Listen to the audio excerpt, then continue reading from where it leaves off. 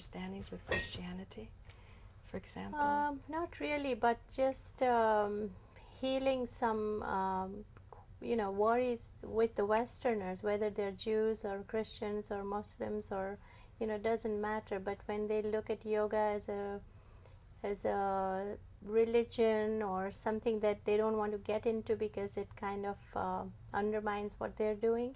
Okay. But this is what I wanted to help through the film, Okay. is that it's for everybody. It's not Yeah, now I know how to get it with you, because you're from Gujarat, right? I am. Now, Gujarat has known huge stresses between Hindus and Muslims. There was a small period, Riots. but There right was now, some yes, riots, violence. and then also in Bangladesh, there were some misunderstandings. Misunderstandings is sort of an understatement. In the yoga schools that you've attended or you have seen, and in doing your film and in the travels, have you seen that this could help to heal the misunderstandings between Muslims and Hindus? Can Muslims start to embrace this also as part of their tradition? No, I haven't come across that, but I have, through my readings, understood that yoga is spreading all over the world, which includes Iran and Saudi Arabia, and there are studios everywhere. That's wonderful. Israel. Yeah. So yes, and maybe through in your second disc on the film, Yoga Unveiled, the Yoga in Health. Can you talk a little bit about that man who was with Mother Teresa? Yes. In the second DVD, which is called Yoga is Therapy, there's some coverage on a gentleman called Father Joe Pereira, who is a Catholic priest and an Iyengar trained yoga teacher, and he's based in Bombay in India, and has done some wonderful unparalleled work with healing and treating alcoholics and addiction addicts rather, through utilizing yoga and meditation. They opened up about 30 centers. He was very inspired by Mother Teresa and was helped to start these centers, and and he's spread his centers all over India. What do you think Mother Teresa would have thought about yoga? Well, Father Joe did take yoga to his her nuns rather. But not to her. She was gone by then, right? Well, she was around. When he used to teach the nuns early in the morning when they would pranayam and yoga, because they were falling asleep and not being energetic. To do the rosaries? When they were, Very nice. Well, there you go. So that's the practical application. Right. Well, Geeta, thank you so much for. Do you have any more that you want to add? No, it's just that one thing that I sincerely wish for the viewers of my film is that they walk away very self-empowered. Right. Society and the way the lifestyle today is, it does everything in its power to weaken us. Right. And to think that we have no power, and that something else, or a product, or a healer, or a doctor, or they're the only ones who can teach you how to be. Right, and we can be it's all us, within us. And we can be self-empowered, not at the expense of making the other wrong. Yes. Religion, tradition, but lifestyle. we have it in us. But that we all have human bodies. We all have a liver and noses and the lungs. Mind. Supreme minds. is mind. Yes. And yoga helps too. And we'll balance it. Balance it. Well, thank you so much for joining us. Thank you, and thank you for having me. Yes, and thank you for joining us here at New Realities Global Public Access. Okay. I wanted to follow up a little bit, Paula, about what Michael Ellner was saying with cancer cells. Right. And how they're actually, he believes they're committing suicide. In cases of recovery. When the patient is recovering. And that's something I had never heard, and I've read numerous books, alternative books, and all of them say the same thing, that your body, the good cells are killing the bad cells. Right. So I've never heard this perspective that these cancer cells are killing themselves. I've never heard that before. I thought that was an interesting perspective. Kill even seems to be the wrong word. It was almost like an offering. A mercy. A going into killing. another level. That the way I understood it is that it was like their mission was finished. But what was their mission? What do you think? Do you think, I think to heighten your awareness of your life. Right. It's just, I mean, cancer is just a small part of your life, unless you want to make it your whole part of your life, which I don't think we should. Some people make a living out of dying. Well, it's a catalyst for being aware of how you've caused this to happen. As he was saying, take the responsibility for yourself. Yeah. You know, I've caused my cancer, you've caused yours, and having that awareness, you know, cause you to change your life and how you look at your life and what you want to do to get rid of the negative hypnotic thinking that he was talking about. Right. He just sort of touched on this. He didn't really go into exactly how to do that, but he wants to come back. We'll start. I think he was hinting that it was spiritual practice. Otherwise, the knowledge that you're responsible can be discouraging information. But he says it should be done in such a way that it's empowering. And I think that is the art of a good teacher or helper, because the greatest healers have always said they don't heal. It's the genius within the person who's afflicted that unfolds his full potential, and then he heals. Or yes. I mean, how did you feel when you first had the knowledge about the cancer vis-a-vis the you caused your cancer? I readily accepted that idea. Because even though from the beginning my doctors said, oh, don't try to figure out the causes, you know, we don't know, it could be anything, it could be genetic, you know, but we don't know, so don't even try to figure it out. I couldn't accept that from the beginning, and I felt there must be something I'm doing or thinking, something in my life that, I mean, it's got to come from a cause. Do you think it's because you're an artist that you're inclined to question things, that others are more susceptible to, like, listen to the doctor and say, well, okay, there's no cause, or we don't know? I don't know if it's because I'm an artist, or I don't know. Because usually I'm artists intelligent. question. I have ideas. I can't just be told, like, there's no cause to something so big as, you know, my body's destroying itself, or, you know, I couldn't. That was just an unacceptable answer. And, you know, looking to the doctors like they know how to fix. They don't really know what to do.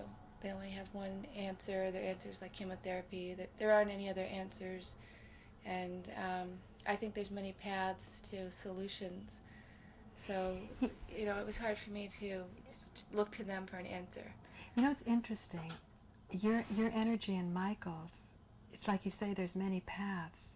But Michael, if you dig deep, you see he's not as contentious as he seems. You know, fire your doctor, but you're both questioning deeply. But you have a softer way about it to include more, because I've seen many doctors who I just really like their energy, and I know they would advocate very traditional approaches. And I think the worst thing to do to a patient is to take away belief in their doctor. And yet I think he's seen cases, I mean, they're a little bit aggressive by saying if at a certain point you've gathered enough information, it may come the time that you need to fire your doctor. But even that word fire for me is a little strong. I have a lot of confidence in my... I just left mine. I didn't. Oh, you just I left left your doctor. I use them for what I think they're good at. And, you know, if there's certain things like, you know, I'm sort of monitoring blood levels as sort of just one indicator of, you know, there's many indicators. That's one that, you know, a Western doctor is good at. And I don't have a problem in using what they're good at from there. And then maybe over here, you know, this yoga practice is good for, you know, a spiritual side. I'll take that, and taking all the knowledge and sort of like piecing it together for me. Like in your body, one wouldn't believe the chief executive officer mentality. It's just like you're just sort of asking the different departments for their research and development results. My experience was the urologist said, "Oh, try all kinds of things, but we're the CEO. We're going to be the ones who He used that word, CEO? No, kind of, I'm just yeah, using what yeah. you use, but he didn't have any problem with you looking at anything else as long as you didn't take it too seriously. You're going to come back to us because really? Because we believe so much in us that we know we're the ones to solve your problems. And what did you think? How did that affect you? It just, like I said, it's like, don't take them too serious. That's what I heard him say. Go have fun and go read books and stuff, but don't think they're going to help you or save your life, because if you don't come to us, you're going to die. And you didn't believe them, though? No, I was scared. I mean, their tactics work. I'm not invincible, but it scares you, and they're selling a product. If you ever bought anything in this world, a salesman will all say, some kind of thing like that, well, go check other prices, but this is the best camera you can buy, and so they're telling you don't waste your time, but they're giving you the option to waste your time. Of course, no one wants to waste their time, so you buy the camera or you have the operation. Did you go then decide to go on your own personal journey to discover different alternatives and how they work for you or how they don't work? Well, that's interesting, because I was listening to the question of Michael, and Paula said, well, when was the time you had the flashlight? I didn't have a flashlight. It didn't sound like Michael didn't have a flashlight. We kind of progress along. You go out of the doctor's office kind of shaking or in a daze, but we don't have the power at that moment. Oh, I know better than you, alternative medicine. There's a lot of power saying that these guys know everything, and every time I hear a Western medicine doctor, they always tell me, well, you had a biopsy, so you have cancer. It can't go away. It can't go away. It can't go away. It can't go away. It's their mantra. It's their business. Because if it went away, we're going away. If it went away, we're going away. If it went away, we're going away. That's how I see it. But you need to be in what the yogas teach you, that place of silence where you can run these things over and not be in a panic. Yeah. I'm in a panic at the doctor's office when they're taking blood. I'm in a panic. Yeah. Right. I do know people that, traditional chemotherapy has worked, and they swear by it, and they say, I owe my life to this. But for me, I think that, that I'm choosing a different path. It doesn't make that wrong or them wrong, or, it's just different. Exactly. And at the end of the day, I don't know if my taking the herbs was it, or maybe it was getting scared out of my mind at the Western doctors thing that got me better. I don't know if anybody can really verify it at the end of the day, including the surgeons. But we have this thing here we took out, but they don't know if it's going to spread, or it's, we're talking microscopic. But there was something in your body. There was something very deep that Michael was bringing up, this idea of the cancers committing suicide. Yeah. I mean, and Ayurveda talks about the mistake of the intellect.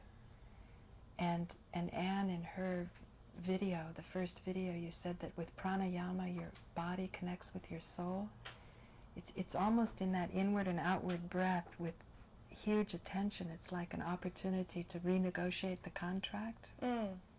How do you have any thoughts on that? Well, I agree that I think it's some kind of shift in thinking and a shift in your awareness of who you are and the role your body plays with that, and like your place in the world. And I think differently now, feeling much better now than when I was sick. I think I thought kind of, maybe the sort of that negative hypnosis that Michael was talking about, or sort of like a negative thinking, whereas now I think I've forced myself to be more empowered and take control of who I am and my health. Or the shock woke you up. Or the cancer forced you. Maybe that was its role. Maybe exactly. that's right. Maybe then there is nothing bad that way. That's what I was going to say. We just label. Do you have any thoughts, Alan? You want to hear this thing about what she says, her place in life? How did you say that, place in life? Oh, my place in the world. Place in the world. My only thought is that if illness or you want to sit here? disease is Want to hold? Okay. If disease is a way that your body maintains its aliveness, that's a reaction to the environment. As your body gets alive, then the illness wouldn't need to be there. So of course, those cells would commit suicide or change or no longer be there because it's not facing the stress of the environment that's causing them to be there. So you're changing the stress, and therefore its function is no longer needed. That's the only thing that came to me. But what she said about her place in the world, because you were talking about 3 ways to heal with acupuncture. 3 ways to heal. The first way for disease is the lowest. The second first level, there's 3 levels of Chinese medicine. The first is healing the body to get it back to wellness. Second is maintaining wellness, but the third is connecting you to your destiny. That's the highest level of Chinese medicine. Why are you here? Yeah. And when you know why you're here, you're in balance with the world because you are a part of the world. You are an aspect. You're a cell in the whole world. You're a part of it. So there's no separation. So that's what I meant by these poor people and the disenfranchised, the IV users that Michael was talking about, and Mother Teresa too called the poor God's favored. It's almost like, how can we be in balance with the totality if there's some of us missing or not included in our what would you say, our life stream or our constitution, our physical and social constitution? Does that make any sense, or is it just my enthusiasm? I think it's your enthusiasm. I think what Alan said, when I came to New York City, I was going to have my cancer looked at, and if there was possibilities, it could be gone, it could still be there, or it could be worse. But you know what? My biggest concern was what would I do after it was gone, and that's what Alan's saying. That's my fear, is what's my life going to encompass? Because this little part of the journey is just a little part of my life. Well, what is your life about? That's what I'm going to have to start asking. Well, I think you don't have to start after it's over. I think you should start now, and that will change everything around. Couch. Hey, you want to get married?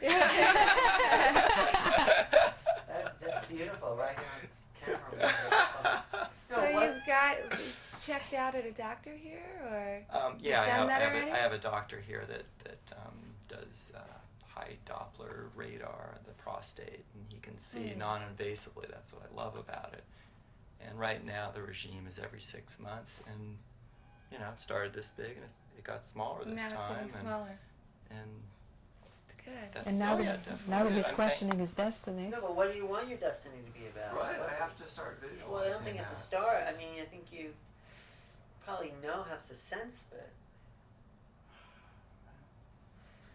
Because it's come at a time you separated from your wife, and your life that you had for 25 years or whatever is finished, and something new can begin. Yeah, but I think even that life, I didn't know what the hell I was doing, so it's kind of a blessing. That was maybe a cancer or call it a divorce, a cancer, and then now that's kind of done, and now I got to move on.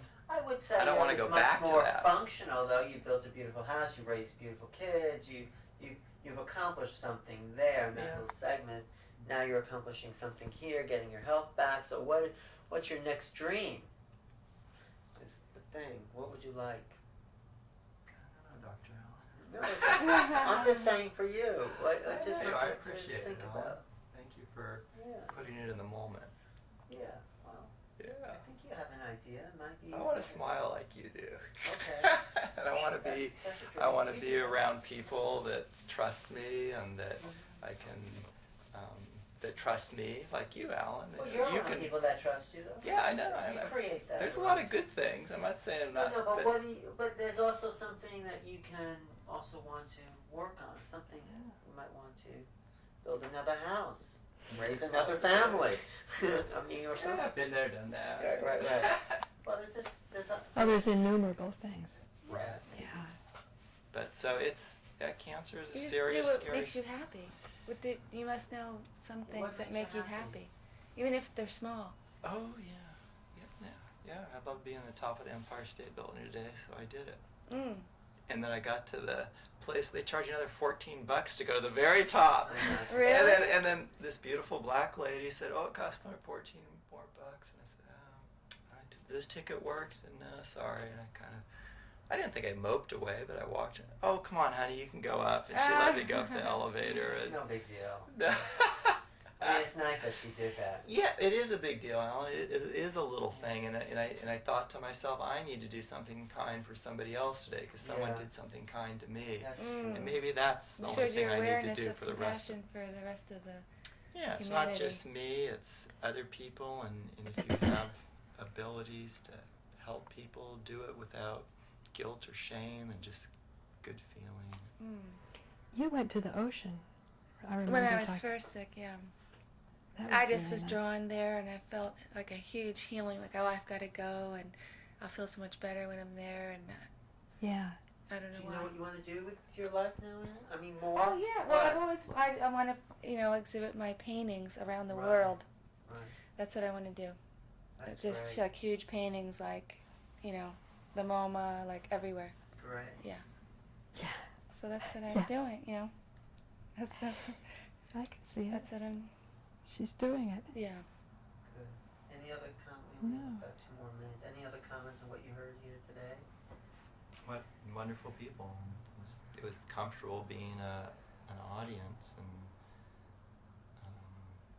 They I've have a been lot in- to share, I think. yeah, they do, and I've been invited to Connecticut. So. And I want to hear his new show about health and healing. Yeah. Right. I'd really like to see more details, more Right. specifics. He was talking pretty generally. Right. What exactly are you talking about with? Well, he really teaches started with people meditation. gangbusters What about- exactly? How does he teach the meditation? Yeah. No, I was excited.